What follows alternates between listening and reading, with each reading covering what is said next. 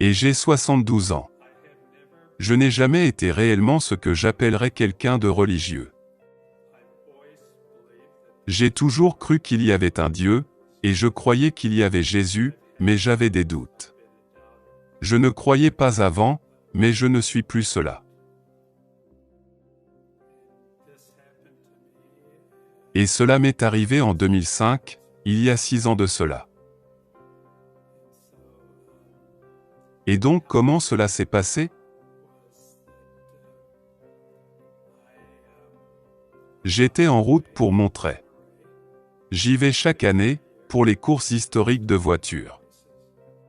Alors que je m'étais arrêté au feu rouge, j'ai eu une douleur qui a commencé dans ma mâchoire, juste dans la région mandibulaire, et descendu de ma mâchoire le long de mon artère carotide, et dans ma poitrine.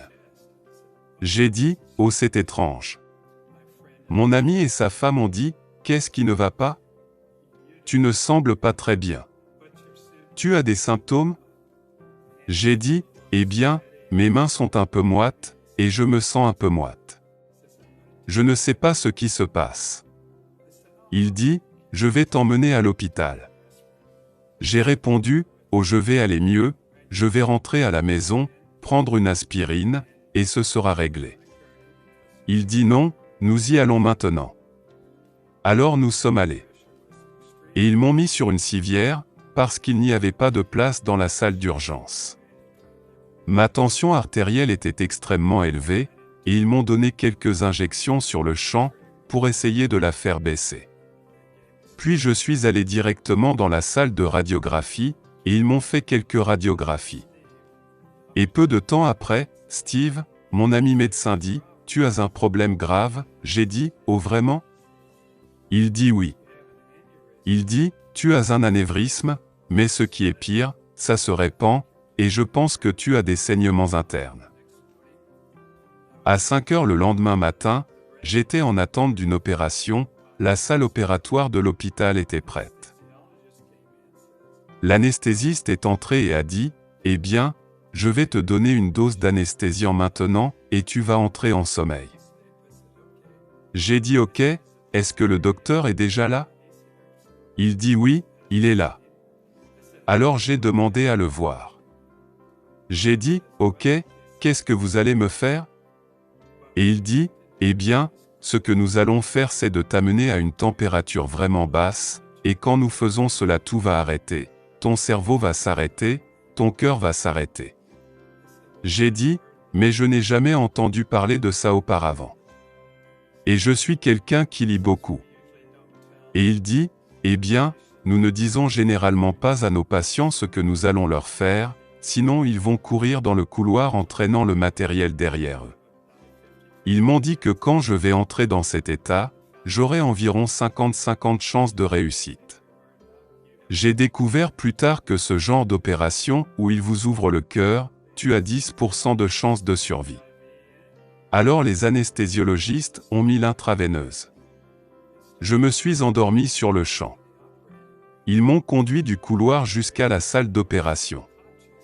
Et c'est alors que je réalise que j'étais toujours conscient. Que je n'étais pas encore endormi. C'était comme si je m'étais endormi pendant un petit moment, puis je me suis réveillé à nouveau. Et là je les vois me conduire dans la salle d'opération. Et donc, je voulais dire au médecin, et vous devez me donner un peu plus de ce que vous m'avez donné, parce que je ne suis pas encore endormi. Mais je ne pouvais plus parler. Je n'avais plus aucune douleur, ou quoi que ce soit de ce genre. Je ne pouvais juste plus ouvrir ma bouche, et prononcer des mots, même si j'essayais de toutes mes forces de leur dire que j'étais toujours conscient. Donc je suis couché sur la table d'opération, et il y a 3 médecins debout sur moi, et 2 infirmières.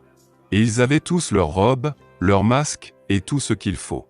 Ils sont prêts à intervenir, et j'ai entendu le médecin demander à l'infirmière, bistouri. Et elle le prit et ils ont commencé à m'ouvrir de là, vers le bas, il m'a ouvert comme ça. Et puis ils ont pris une scie électrique et ont commencé à ouvrir le sternum. Puis je les ai vus descendre et commencer à prendre mon cœur, puis tout est devenu noir. J'étais cependant toujours conscient, mais je ne pouvais rien voir. C'était comme un épais brouillard noir. Et j'étais juste debout là à regarder autour de moi. Je ne savais que faire ensuite, ou ce qui allait se passer ensuite. Puis tout d'un coup, 2 faisceaux de lumière sont venus au-dessus de mon épaule droite. Alors j'ai commencé à me retourner et à regarder par-dessus mon épaule, pour voir d'où ils venaient. Et puis j'ai entendu une voix. La voix était très autoritaire, mais pas bruyante. La voix me dit, « Ne te retourne pas » et j'ai pensé, « Pourquoi pas ?» Et la voix dit, « Ne te retourne pas, parce que si tu vois mon visage, tu devrais rester ici. » Et il dit, « Ce serait ok si tu restes ici, mais j'ai un travail pour toi. Et si tu me désobéis, je ne serai pas content. » Et il dit, « Tu ne voudrais pas me voir mécontent. » Alors je me suis dit, « Bien d'accord, je ferai mieux de faire attention et fais ce qu'il dit. » Et puis j'ai dit, « Je sais qui tu es. » Et il dit, « Oh, tu le sais ?» Et j'ai dit oui. Et tout au cours de cette conversation, j'ai eu le sentiment de savoir qui il était. Il allait et venait derrière moi. Qu'il était assis sur un trône blanc, juste un trône simple, sans artifice ou quoi que ce soit dessus, mais juste un trône blanc, et je pouvais juste le sentir. Je ne sais pas pourquoi, mais c'était juste ce que je ressentais. La prochaine chose qui s'est produite est qu'il a dit, « As-tu des questions avant que tu ne partes ?» J'ai dit, « Vous savez, je dois y penser. » Et j'ai pensé, et je pensais vraiment très fort, à ce que je devais demander à Dieu. Je ne pouvais pas penser à n'importe quoi. Je voulais être assez intelligent pour demander quelque chose de très pertinent.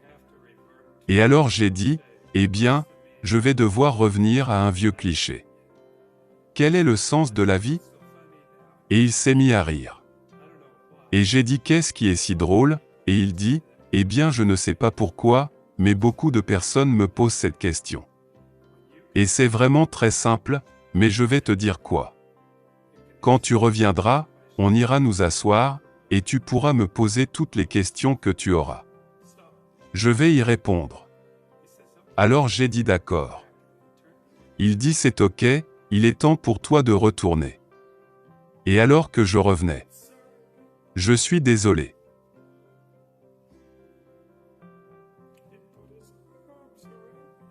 Mais il a mis ses bras autour de moi. Il a mis ses bras autour, et c'était un sentiment que je ne peux pas expliquer, c'était de l'amour inconditionnel.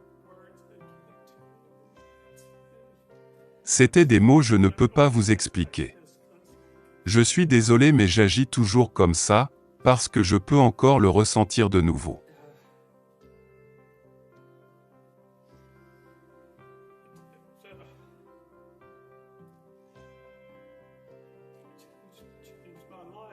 Cela a changé ma vie.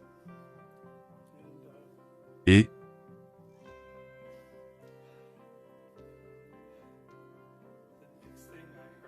la prochaine chose que j'ai entendue, c'est l'infirmière disant, « Je pense qu'il revient à lui. » Sa température commence à remonter à 32 degrés. 9 jours plus tard, je suis sorti de l'hôpital. La première chose que je voulais faire, était de dire à tous ceux que je connaissais, ce qui m'était arrivé.